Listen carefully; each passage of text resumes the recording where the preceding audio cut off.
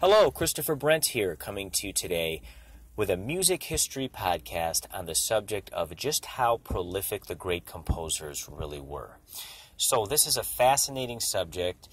It's really amazing to see just how prolific the great composers were in the short lives that some of them did, in fact, live, at least by modern standards. So I am amazed by this subject. I talk about it with my piano students all the time, so I thought I would share it with you. So let's take a look at some of the numbers here and break it down. Now, I'm not trying to make you feel lazy. It's easy to feel lazy when you look at the output of the great composers because in their short lifespans, they were able to really produce so much music at a very high level. So let's look at some of the numbers here. One number that fascinates me, probably more than any of these numbers that I'm going to talk about, is Schubert. So Schubert lived to be only 31 years old, and he composed more than 1,000 works during that time. If you break it down and you think about the fact that, let's say he started composing around age 5 or 6 or 7, which is, I don't know if that's the exact age when his earliest works were composed, but let's just look at that right there. You know, that's 25 years or so.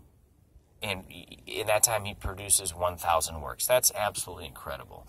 Of the 1,000 works, I believe more than 600 or so were art songs, and that was a genre that he really excelled at. So Schubert is definitely an amazing figure musically, not just for the quality, which is very high quality, but the prolific aspect of what he was able to do in his short life. Mozart is another amazing figure. Mozart lived to be only 36, and we have over 600 works in the catalog. So there's another amazing example, and obviously Mozart's music is not second-rate by any stretch.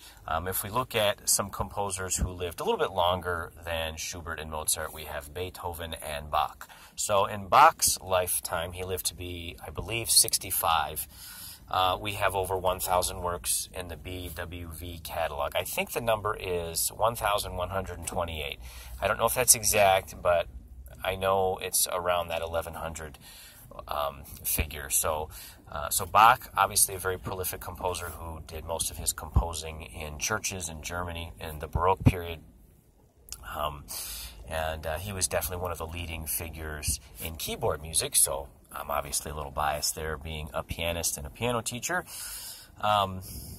But also the fact that he was writing choral music and the different genres that these composers wrote in. Like Mozart wrote piano concertos, he wrote piano sonatas, he wrote operas, he wrote string quartets, the chamber music, all of these things. It's really amazing how they were kind of going back and forth between the genres.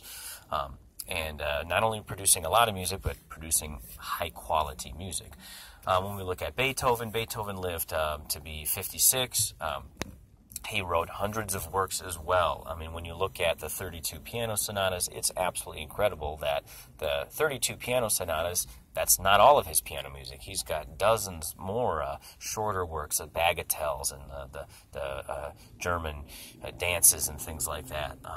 There's 16 string quartets that he wrote. He wrote, of course, the 9 symphonies. And then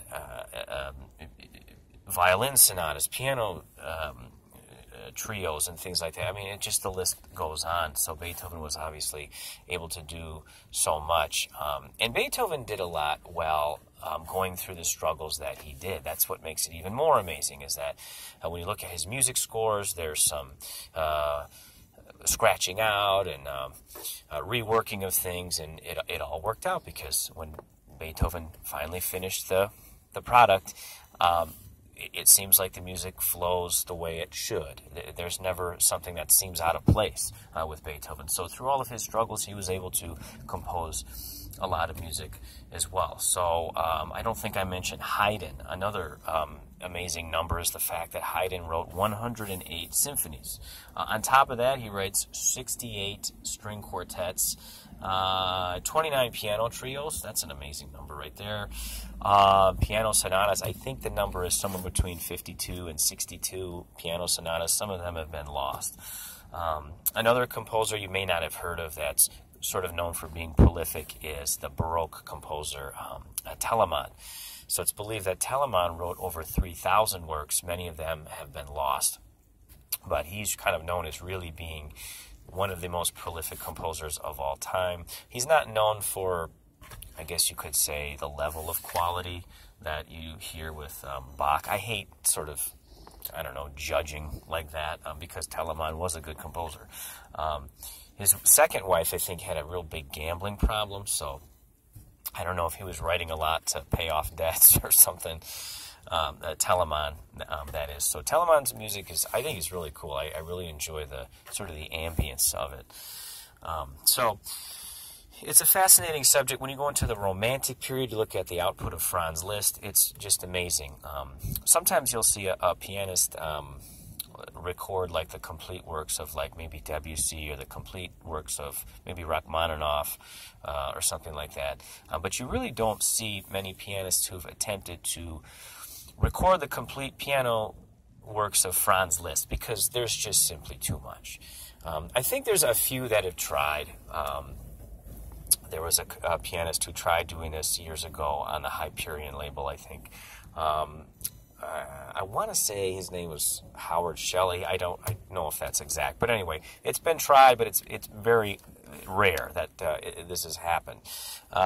So there's so much with Liszt. I mean, hundreds and hundreds of piano works from etudes, and then he reworked some of the etudes, and then you have so many transcriptions and all of these things. So the output of Franz Liszt is just amazing when you look at things into the Romantic period. So Scarlatti, the Baroque composer, Domenico Scarlatti, wrote something like 555 keyboard sonatas. I mean, that's a big number right there. So, I mean, I'm probably forgetting some numbers here. I think you might see the numbers go down a little bit as you get into the late Romantic period and into the 20th century, maybe because the duration of the works might be getting longer at that point, and maybe some of the complexities might require more revision, you could say, as you get into more chromatic harmony and things like that.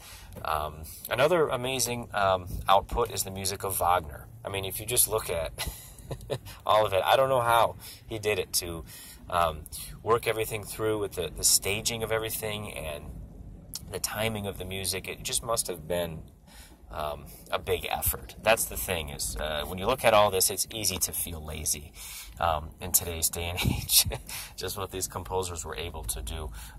I know I sometimes don't think of Wagner right away, but that's mainly just because I'm a pianist, and I don't think of Wagner as being a big piano composer.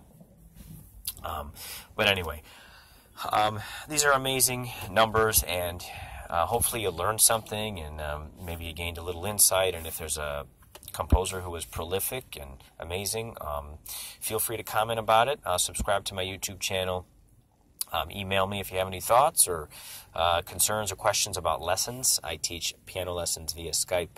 My email is chrisbrentmusic@gmail.com. My website is www.christopherbrent.com. Thank you so much, and have a wonderful day.